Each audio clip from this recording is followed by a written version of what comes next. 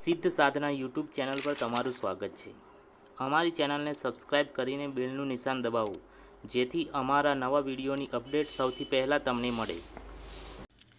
જય શ્રી રામ મિત્રો. આજના વિડીયોમાં હું તમને વીંછીનું ઝેર ઉતારવાના મંત્ર વિશે જણાવીશ. તો મિત્રો, વિડીયો અંત સુધી જોતા રહો. મિત્રો, વીંછી કરડ્યા પછી તેનું ઝેર શરીરમાં પ્રસરી જાય છે અને તે મંત્ર દ્વારા નથી ઉતરતું તેમ કેટલાક લોકો માને છે. આમાં ઝેર ઉતારનારની અડગ શ્રદ્ધા અને તેના ઈષ્ટદેવની તેના ઉપર પૂર્ણ કૃપા હોય તો ઝેર જરૂર ઉતરે છે. મિત્રો, આજના વિડીયોમાં હું તમને જે મંત્ર જણાવું છું તે મંત્રને તમારે સિદ્ધ કરવાનો છે અને સિદ્ધ કર્યા પછી જ્યારે પણ કોઈ પણ વ્યક્તિને વીંછી કરડે ત્યારે આ મંત્ર દ્વારા તમે તેનું જે વીંછીનું ઝેર છે તે ઉતારી શકો છો. તો મિત્રો, પહેલાં હું તમને તે મંત્ર જણાવી દઉં છું. તો મંત્ર આ પ્રમાણે છે: ઓમ આદિત્ય રથ વેગેન વિષ્ણુ બાહુબલેન ચ સુપર્ણ પક્ષવાતેન ભૂમ્યાગચ્છ મહાવિશ ઓમ યક્ષ યોગી પાદાજ્ઞા શ્રી શિવોત્તમ પ્રભુપાદાતા ભૂમ્યાગચ્છ મહાવિશ. મિત્રો, મંત્ર ફરી એકવાર બોલું છું. ઓમ આદિત્ય રથ વેગેન વિષ્ણુ બાહુબલેન ચ સુપર્ણ પક્ષવાતેન ભૂમ્યાગચ્છ મહાવિશ ઓમ યક્ષ યોગી પાદિદાજ્ઞા શ્રી સર્વોત્તમ પ્રભુપાદાતા ભૂમ્યાગચ્છ મહાવિશ. મિત્રો, આ પ્રમાણેનો વીંછી ઉતારવાનો મંત્ર છે. આ મંત્રને તમારે સૌથી પહેલાં તો સિદ્ધ કરવાનો છે. સિદ્ધ કરવા માટે તમારે કાળી ચૌદસ, ગ્રહણ કે પછી કોઈ પણ રવિવારથી તમે આ મંત્ર સિદ્ધ કરી શકો છો. મિત્રો, આ મંત્રનું સિદ્ધ કરવા માટે તમારે 21 દિવસનું અનુષ્ઠાન કરવાનું છે. રોજ તમારે 1000 મંત્ર જાપ કરવાનો છે.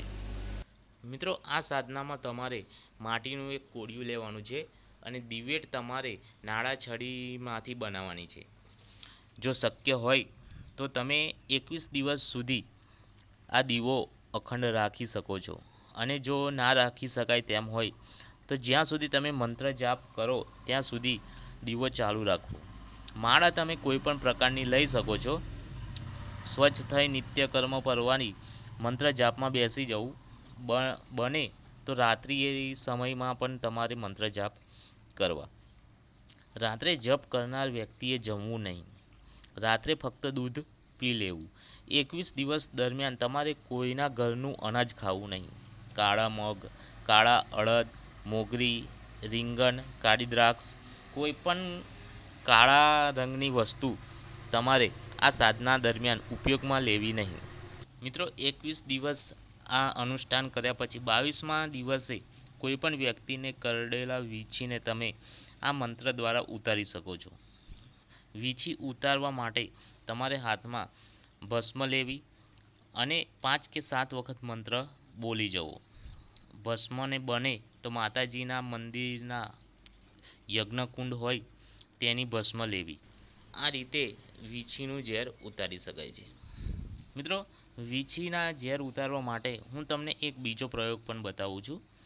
બીજા પ્રયોગની અંદર તમારે જે નવારના મંત્ર છે, ઓમ એમ હિમ ક્લીમ ચામુંડાય વિચ્ચે, ઓમ એમ હિમ ક્લીમ ચામુંડાય વિચ્ચે, આ મંત્રનું સૌથી પહેલાં તો તમારે 21,000 વખત આ મંત્રને જાપ કરવાનો છે અને જે પ્રમાણે તમને ઉપરની મેં વિધિ બતાવી કે 21 દિવસનું અનુષ્ઠાન કરવું, તે રીતે તમારે આ મંત્રનું પણ 21 દિવસનું અનુષ્ઠાન કરવું.